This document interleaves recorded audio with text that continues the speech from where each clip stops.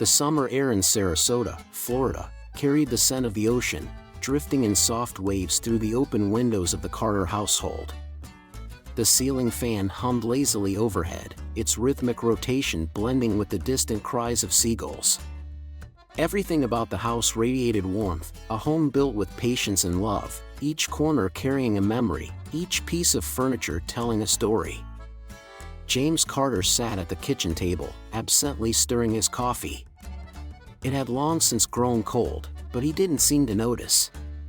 His eyes rested on the framed photograph on the counter, a picture of him and Linda on their wedding day, laughing as they ran through a shower of rice, their hands tightly clasped together.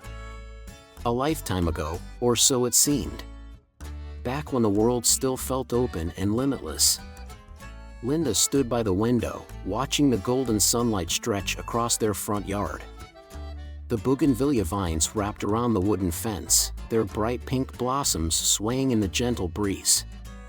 She sighed, rubbing the small curve of her belly, a gesture born more from disbelief than habit. After so many years of hoping, after so many prayers whispered into the dark, she still couldn't quite believe it was real. She turned to James. "Do you think he knows?" James glanced up. "Buddy?" Linda nodded toward the dog curled up near the back door.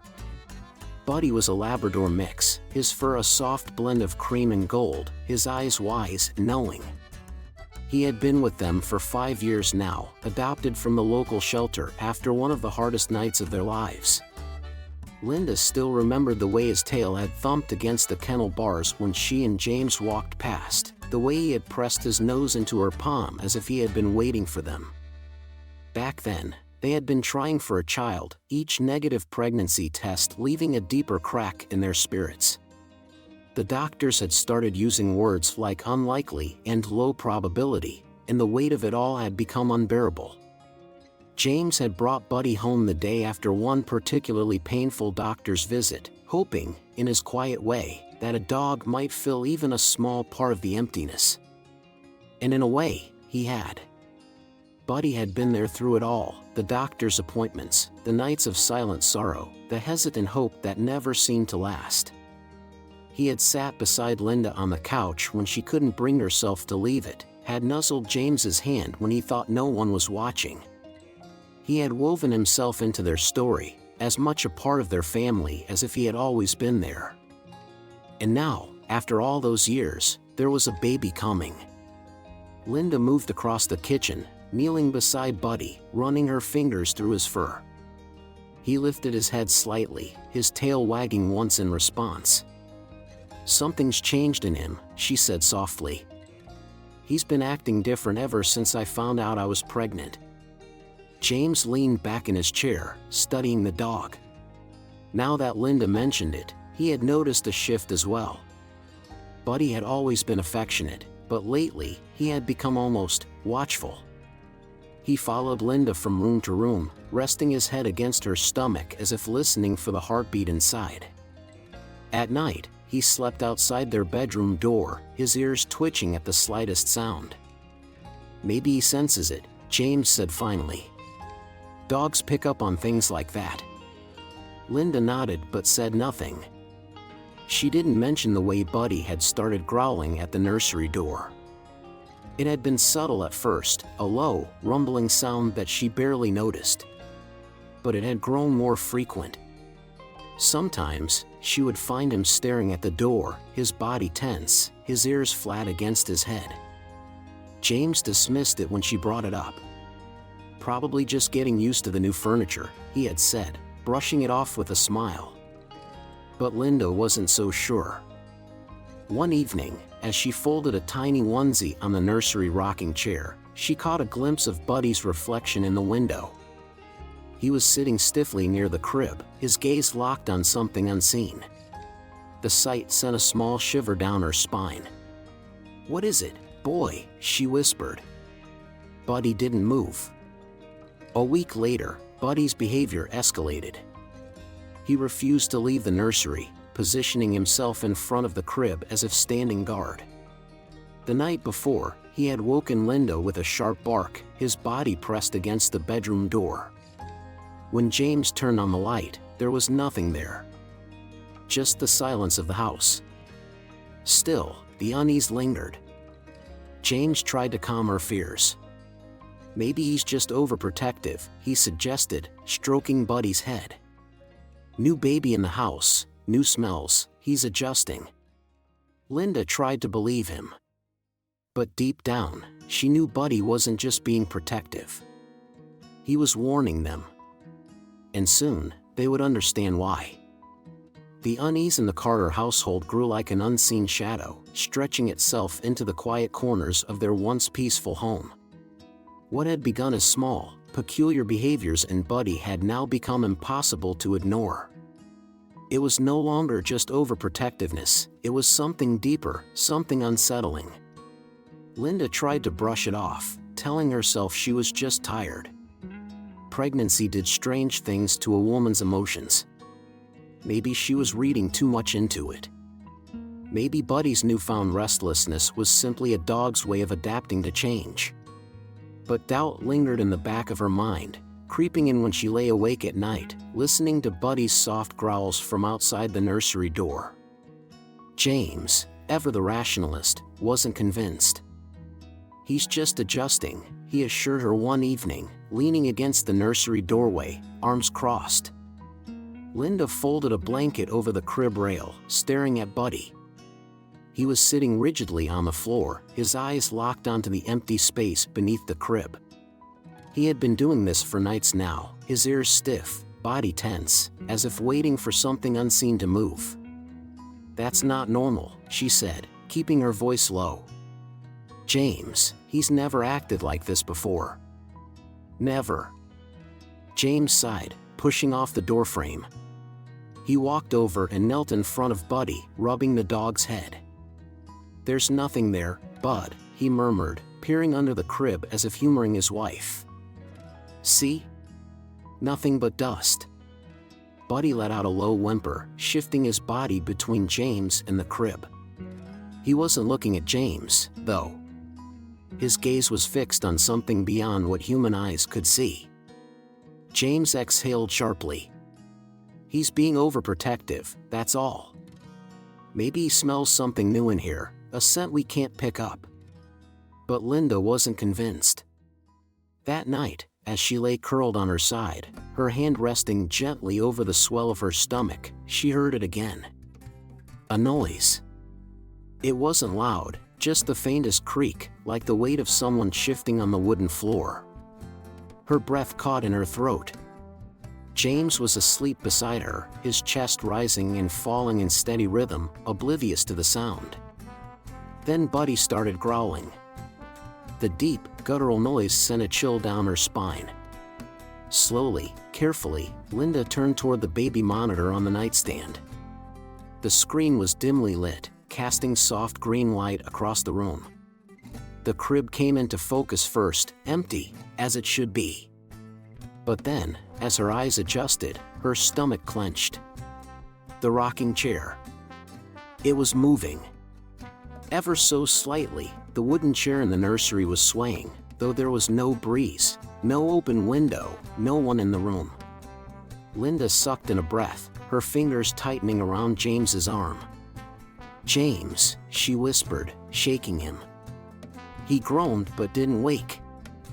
"James," she tried again, her voice urgent. Finally, his eyes blinked open, squinting at her in the dim light. "What?" "Look." She pointed at the baby monitor. James frowned, sitting up. For a long moment, neither of them spoke. The rocking chair continued its slow, rhythmic movement, creaking softly against the floor. James swung his legs over the bed. "Must be the air conditioning," he muttered, rubbing his face. Linda grabbed his wrist. "The AC isn't on." That made him pause. Buddy, who had been pacing near the bedroom door, let out a single, sharp bark. James inhaled deeply, steeling himself. "I'm going in there." Linda grabbed his arm. "James, wait." But he was already standing, walking toward the nursery. Buddy followed closely behind, his nails clicking against the hardwood floor. Linda held her breath as James reached the door, pushing it open. The nursery was quiet, bathed in moonlight streaming through the half-drawn curtains. The rocking chair had stopped moving. James stepped inside, scanning the room. Nothing. With a sigh, he shook his head. It was probably just. Then Buddy lunged. The dog sprang forward, barking wildly, his body rigid with aggression. He was growling at the corner of the room, his fur standing on end. James took a step back, startled. "Buddy! What the hell?" Then they heard it. A whisper. Faint. Almost imperceptible. A sound so soft, so low, it barely registered. But they both heard it. James froze. Linda clapped a hand over her mouth. Buddy's growling deepened. He was staring at the baby's crib now, his body positioned protectively in front of it. Then a sudden thud, like something falling inside the walls. Linda gasped. James spun around, his pulse hammering. "What was that?" she whispered. James moved to the wall, pressing his ear against it. A moment of silence stretched between them. Then, another sound, this time a scratching noise, faint but deliberate. Something, or someone, was inside the walls. James straightened, his face pale. "We're calling the cops." Linda's fingers dug into the fabric of her nightgown. She had tried for weeks to tell herself it was just Buddy being overprotective, that she was just paranoid, that pregnancy hormones were making her irrational. But this was real. She reached for her phone, her hands trembling. The dispatcher answered on the second ring. "This is 911, what's your emergency?" Linda opened her mouth to respond, but then the baby monitor shut off. The screen blinked to black. A cold wave of fear crashed over her. James swore under his breath, rushing over. He grabbed the monitor, shaking it. Nothing. Then the overhead nursery light flickered. Buddy barked again, his entire body now trembling with rage. "Get out," James muttered, grabbing Linda's arm. "We need to get out now." With shaking hands, she dialed 911 again as James grabbed his wallet and keys. He turned to Buddy, but the dog wasn't moving. Buddy was standing his ground in front of the crib. James reached for him. "Buddy, come on." The light flickered once more. Then, just before the screen on the baby monitor cut back on, just before the line connected with emergency dispatch, just before Buddy let out another warning growl, the whisper returned. This time, clear as day. One word. Right near the crib. "Mine." The whisper hung in the air like an echo from another time, distant, eerie, and impossible to ignore. Linda felt her body go cold, her pulse pounding in her ears as she clutched James's arm. "Mine." The word had been faint, but unmistakable. It had come from the direction of the crib. James tightened his grip on her hand and muttered under his breath, "We're leaving. Right now." But Buddy wasn't moving. He stood like a sentry in front of the crib, his tail stiff, his muscles coiled as if prepared for battle. His growls were steady, low and menacing, the sound of a dog prepared to fight to the death.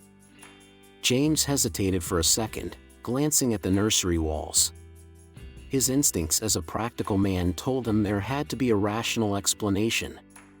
A draft? A vent? Maybe even a raccoon trapped in the walls? But deep down, he knew it wasn't something so simple. Something was wrong in this house. Linda, still gripping the dead phone in her trembling hands, turned back to the baby monitor. The screen flickered on again. And that's when she saw it. The crib. Emily's crib. The blankets were moving. Not in a way that suggested a breeze or a shift in the air.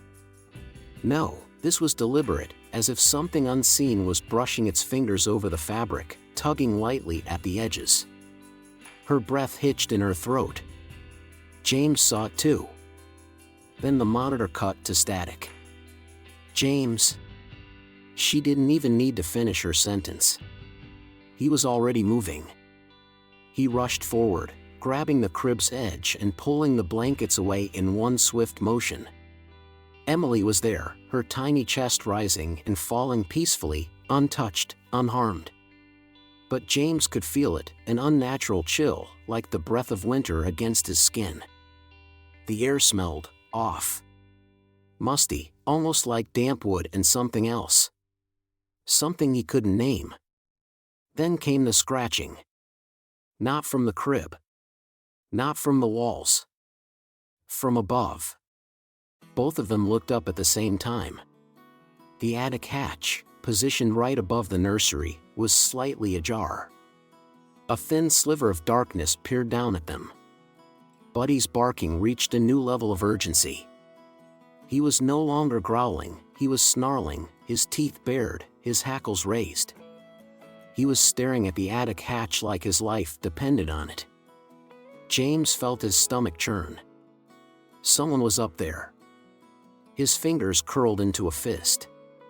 "Stay with Emily," he ordered, his voice low, controlled. He turned to Buddy. "Come on, boy." Linda grabbed his arm. "James, don't." But he was already moving, his adrenaline drowning out any second thoughts.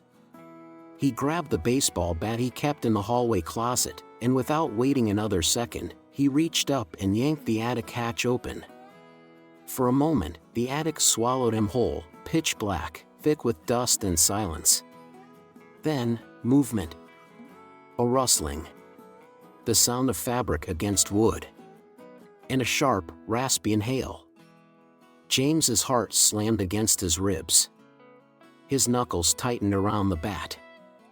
"Who's there?" "Nothing." Then the smell hit him, something rotting, something that didn't belong. It was thick, suffocating. His mind flashed with images of decayed wood, old sweat, and something disturbingly human. And then, a shadow moved. Something shifted in the darkness, just beyond where his flashlight could reach.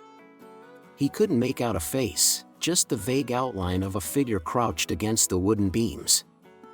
James's breath turned shallow. The shadow moved again. Closer this time. Then, a whisper. Not from the baby monitor. Not from the crib. From right in front of him. "She was supposed to be mine." James didn't think. He swung. The bat cracked against something solid, a body, a shoulder, something real. The figure let out a grunt, stumbling back into the darkness. The attic shook as James scrambled down the ladder, his heart hammering against his ribs. "Get out of the house," he shouted, grabbing Linda's wrist. But she wasn't moving. She was staring at the attic, eyes wide with horror. The shadow, the person, was still up there. And now, for the first time, it was laughing. A dry, croaking sound. Slow, deliberate. Like someone who had been waiting a long, long time. James grabbed Linda's hand and yanked her toward the front door. Then, footsteps. Not from the attic. From inside the walls. Someone, was moving inside the house. Behind the drywall. Between the wooden beams. James could hear it now, the shuffling, the scraping. Like something dragging itself through tight spaces. Buddy was barking his head off, lunging at the nursery walls, his claws scratching at the paint. James yanked the front door open just as the police sirens filled the night air. Linda had dialed 911 again in her panic, her fingers moving on muscle memory alone. The cops arrived just in time to see James standing on the front lawn, gripping a baseball bat in one hand and holding his shaking wife in the other. When the police searched the attic, they found a small, makeshift sleeping area, a tattered blanket, empty food wrappers, and a rusty kitchen knife. But that wasn't the worst part. Behind the attic walls, hidden in the crawl spaces, they found tunnels, narrow pathways carved between the beams, leading through the house. And at the very end of one of them, a small hole, cut perfectly into the ceiling of Emily's nursery. A hole just big enough for someone to watch through. Linda broke down in tears. James clenched his jaw so hard it hurt. The police pulled a man from the attic, a former contractor who had worked on the house 6 months ago. A man who had never truly left. He had been living inside their home. Moving through the walls. Watching. Waiting for Emily. James turned to Buddy, who was still standing at the nursery doorway, his tail low, his body rigid with tension. James knelt down, pressing his forehead against Buddy's.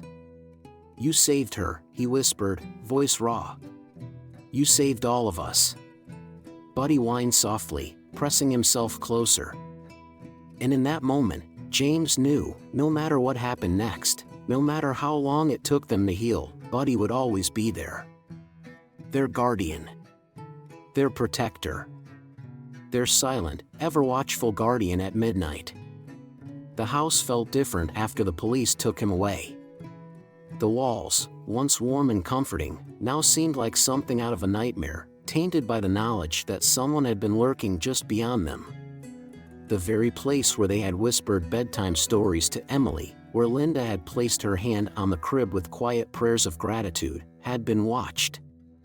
Every private moment, every kiss, every hushed conversation had played out under the unseen eyes of a man hidden just feet away. Linda couldn't stop shaking. James had wrapped a blanket around her shoulders, but she didn't feel the warmth. She kept staring at the attic hatch, as if expecting it to open again. As if expecting him to still be there. The police were still in the house, combing through the walls, taking photos, gathering evidence. The detective in charge, a heavy-set man with graying hair, sat across from them at the kitchen table, a worn notebook open in front of him. "You said you had this place renovated about 6 months ago?" he asked. James nodded. "Yeah. We hired a small team for insulation work and attic repairs. We wanted to make sure the house was in perfect shape before the baby came." The detective flipped a few pages in his notebook. "Well, looks like one of your workers decided to stay." Linda swallowed hard. How long do you think he was up there?" The detective exhaled through his nose, rubbing the bridge of it as if he didn't want to say it out loud. "From what we can tell, probably since the last day of construction. 6 months. A fresh wave of nausea rolled through Linda's stomach. 6 months. 6 months of living in their walls. 6 months of creeping through the house while they slept. 6 months of watching her rock Emily to sleep, of hearing her sing lullabies, of waiting for the perfect moment. She covered her mouth with her hand, trying not to scream. James clenched his fists. "How the hell did he?" "The tunnels," the detective interrupted. "You saw them. We're guessing he carved them out bit by bit, moving through the walls, keeping himself hidden. That small hole in the nursery? He probably cut it out early on, waiting for the crib to be moved into place. And the baby monitor?" The detective shook his head. "He'd been messing with it. That's why it kept shutting off. He was testing how much you'd notice." James felt his stomach twist. Testing them. Linda's voice was barely a whisper. He was waiting for Emily to be alone. The detective hesitated. "We found notes in the attic." James turned sharply. "What kind of notes?" "Written on scraps of old insulation," the detective said grimly. "We haven't gone through all of them yet, but the ones we read, they mention the baby. A lot." Linda squeezed her eyes shut. The words from the whisper played over and over again in her head. "She was supposed to be mine. James took a deep breath, his hands shaking. "And you're sure he's the only one?" The detective nodded. "We've searched every inch of this place. He was alone." That should have been comforting, but it wasn't. Nothing about this would ever feel comforting again. The police left in the early hours of the morning. The house was silent, but it wasn't peaceful. Linda sat on the nursery floor with Emily in her arms, rocking her gently. She hadn't let go of her since the officers left. James stood near the door, watching them. He felt like he should say something to reassure her, but what words could fix what had happened?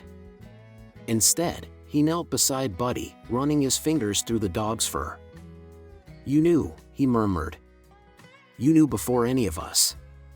Buddy licked his hand. James exhaled, shaking his head. "I should have trusted you. I kept telling myself you were overreacting, that there was nothing wrong." He swallowed hard, his throat thick with guilt. "But you were trying to protect us." Buddy let out a soft, knowing whine, as if telling him not to dwell on it. James sat back against the wall, exhaustion weighing on him. He didn't want to sleep. Not yet. "We're moving," Linda whispered suddenly. James looked up.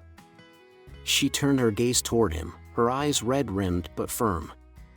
"I can't stay here, James. I can't sit in this house knowing that for months he was watching us. Knowing he was waiting for me to put Emily down at night so he could." She trailed off, her voice breaking. James reached for her hand. "I know," he said softly. "We'll leave." Linda looked down at Buddy, running a hand over his head. "But wherever we go, he comes with us."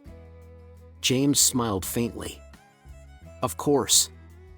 Buddy stretched out beside them, placing his head on Linda's lap. They sat there for a long time, husband, wife, child, and dog, all bound together by something beyond words. A protector had lived in their walls.